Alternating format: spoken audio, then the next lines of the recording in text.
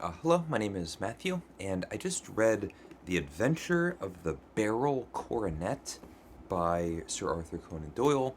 This is part of my read along series with Steve Donahue. In the month of March, we're reading all the Sherlock Holmes stories. And this one, after so many short stories, so many cases that Holmes has been involved with, where there's personal episodes, there's private moments, there's time with Watson. This one really struck me as one of the most immediate stories where the case is brought forth right at the forefront of the story. It really starts with Watson looking out the window and saying, "There's a madman running down the street." Sherlock looking out the window and saying, "Well, I'm sure he's on his way here." And this banker arrives and then goes through the whole story, the whole tale and the case that needs to be solved, the mystery, and all that.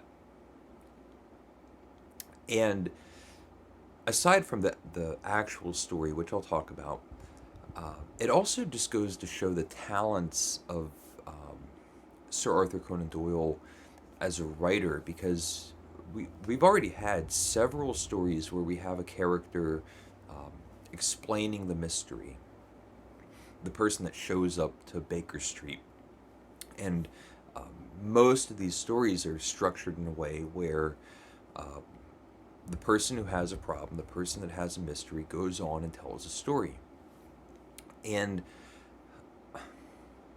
it's evident at this point how much of a voice and how much of a character each one of these storytellers has. This person, this banker, this particular banker who's gotten himself into trouble, has a distinct voice from all the other characters that's still just as fascinating. So these stories are just such a wealth of ca- characters and personalities and voices that are all distinct and individual in themselves. It's really impressive.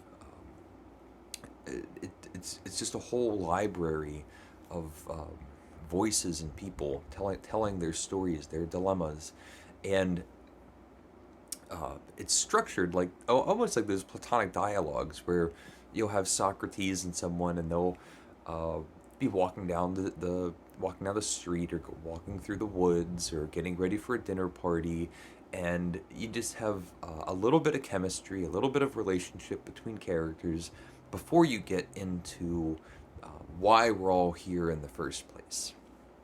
And this is one of the short stories that there's very little Watson Sherlock interaction. It's just right off the bat. Here's a man. He's in the apartment. He has his mystery. He has his dilemma, and he's going to just start talking at length, telling us what's going on. With Sherlock and Watson just listening, Sherlock figuring stuff out. And it's the case, it's the adventure of the Beryl Coronet.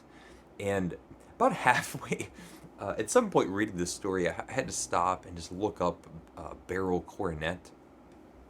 Um, I thought maybe it was like some sort of musical instrument. It turns out it's a jeweled crown. But this banker is a reputable, very well known banker that works at an established, high end, fancy uh, bank. And there's a person that shows up, and the way that the banker is telling the story, the banker can't even say his name because he's so well known in England, so well known all over the world. He's the most important, most famous person, but he needed £10,000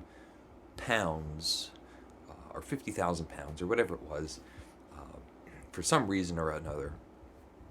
And as collateral, he brings in this priceless, one of a kind Beryl Coronet, and he says, "I'll be able to return the money in 5 days. I'm giving you this Beryl Coronet um, because I know that I'll be bringing the money right back, and then I can have my Beryl Coronet back straight away." And this banker just starts on a series of incredibly stupid decisions. He decides, instead of keeping this priceless artifact in a bank, in a safe, that it would be better for him to take it home. And he has this idea that each day uh, he's going to go home with a priceless jeweled crown, lock it in his own house, and then each morning wake up and take the crown back to work. And so now we have a crown that has a commute, and it's staying at the house, and it's moving around, and uh, it's exposed. Just a terrible, terrible idea, just disastrous. And not only does he take it to his house, but he has a small household. Um, he's a widower, but he has a son who becomes an integral part of the story. He describes to Sherlock as a disappointment, has money problems, and is unreliable, and they're not getting along. And there's a niece who's just the jewel of his heart and sweet as could be, and other maids in the house. And he then, this banker, the next genius idea that he has is to tell everybody in the household about what happened and about this priceless crown. Just incredibly stupid. He wakes up in the middle of the night, startled, and he sees with his own eyes his son with the locked drawer where the Beryl Coronet is being kept. It's opened, and the son has the crown in his hand, and he's wrenching at it. Of course, he wakes up he starts up with exclamation, and he's accusing his son, who just earlier that night had asked him for money, and he's just hurling insults and just saying this is a disgrace. How could you? Calls the police, and does all the things that seem sensible. He caught his son with the thing in his hand. He has money problems. Now he has the crown, and the crown has been damaged, and it's missing 3 of its jewels. All this happened. This guy is like at his wits' end as to what to do. It's not something that's very expensive. It's something that's one of a kind. It's a priceless, unique artifact. And he took it to his house, and like immediately the whole thing gets screwed. This finds him as a madman running down the street telling his story to Sherlock. And Sherlock and Watson, they go to the household. There's a great moment because Sherlock is outside, and it's around February, so it's around this time of year. Actually, it's snowy in England at this time of year, and Sherlock is talking to the people of the household, and he mentions, "Oh, so and so must have been here with the wooden leg." And someone just exclaims, "Goes, dear God, man, you're a magician!"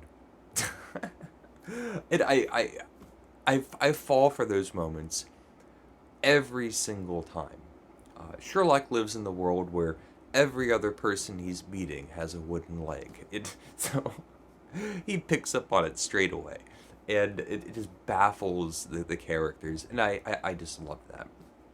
And as far as the resolution, the story, that there's jewels that need to be found. Sherlock goes off on his own after they get back to Baker Street, comes back to the apartment, gives Watson a little update, leaves again, doesn't come back until so late in the night that Watson is already asleep.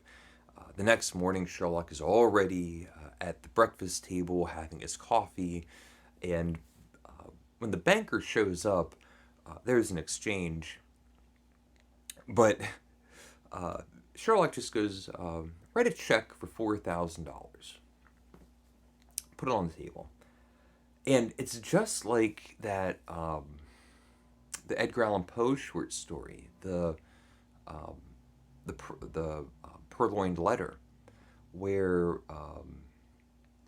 there's some inspector that shows up and talks to Inspector Dupin, um, and then leaves and then comes back, and they're looking for some letter, and Dupin says, like, well, how much is this worth? And there's whatever uh, amount that there is for reward. And Dupin says, well, okay, well, I'll just take that. You can just give me the reward. And the person goes, like, well, what are you talking about? And then he just opens up his drawer and slides it across the table in that theatrical display. And it's the same thing in this Sherlock story, where the man writes the check eagerly, excited and anticipating what's about to happen next. Here's this man solving this mystery. And Sherlock doesn't leave the apartment. He just walks over to a drawer, opens it up, and pulls out um, this little golden case that has the three jewels in it. He goes, here you go, you stupid, stupid man. He goes, oh my God, I've been saved. Um, a very straightforward murder mystery storytelling tale, driven short story.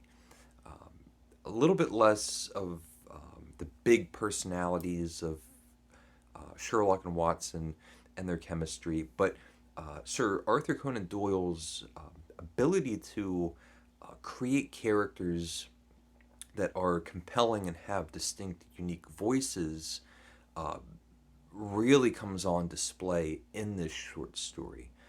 We have an unknown character that just speaks for the duration of the majority of the story, and it's riveting. Really good. A really good, exciting short story. The Adventure of the Beryl Coronet by Sir Arthur Conan Doyle. Let me know if you've read it. Please leave a comment if you would like. Thank you for watching, and take care.